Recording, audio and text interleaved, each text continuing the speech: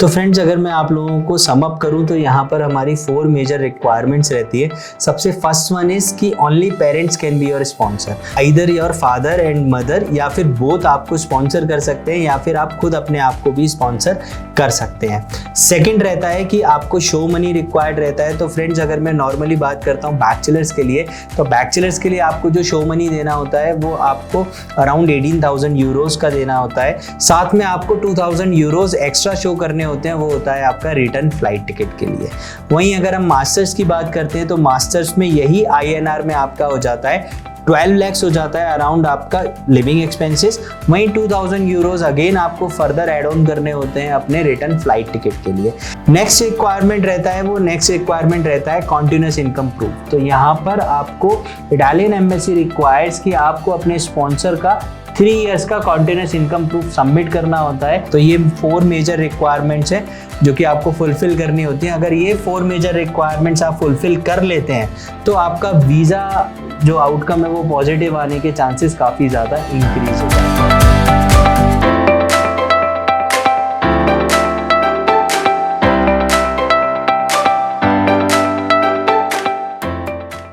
Further कुछ additional documents required होते हैं, उसके बारे में हमें बताएंगे तान्या। जी सर, तो जैसे आपने बताया एडिशनल डॉक्यूमेंट्स रहते हैं, तो उसमें हम लोग स्पॉन्सरशिप लेटर जो स्टूडेंट अपने स्पॉन्सर की शो कर रहे हैं, तो उसमें स्टूडेंट को अपनी स्पॉन्सर के ID प्रूफ भी मेंशन करने होते हैं। इसके अलावा जैसे 6 months का ITR, वो अपने 3 years का ITR दे रहे हैं और 6 months का बैंक स्टेटमेंट दे रहे हैं, तो bank statement is also a important document. इसके अलावा स्टूडेंट को अपना 1 month का अकोमोडेशन बुक करके जाना होता है जो कि according to visa checklist required है। इसके अलावा स्टूडेंट को हेल्थ इंश्योरेंस भी बुक करना होता है। इनिशियली 6 months का रिक्वायर्ड रहता है, लेकिन जैसे कि स्टूडेंट अपना आगे जाएगा, वीज़ा उसका मिल जाता है, स्टूडेंट अपने इटली में पहुंच जाता है स्टडीज़ के लिए, तो उसके बाद में स्टूडेंट को रेजिडेंसी परमिट के टाइम पे भी 1 year का अकोमोडेशन और 1 year का हेल्थ इंश्योरेंस शो करना होता है। तो आगे जाके स्टूडेंट को प्रॉब्लम ना आए, इससे बेटर ये रहता है कि स्टूडेंट अपना 1 year का हेल्थ इंश्योरेंस ऑलरेडी बुक करके जाए। तो तान्या, जैसे आपने बताया कि ये रिक्वायर्ड डॉक्यूमेंट्स हैं, तो यहाँ पे एक चेकलिस्ट में अगर हम चेकलिस्ट को गो थ्रू करते हैं तो एक पॉइंट होता है कि आपको इनरोलमेंट फीस की रिसिप्ट यहाँ पे सबमिट करनी है। तो अभी क्या है कि इनरोलमेंट जो पोर्टल है यूनिवर्सिटीज़ की, वो भी सारी यूनिवर्सिटीज़ के लिए ओपन नहीं है।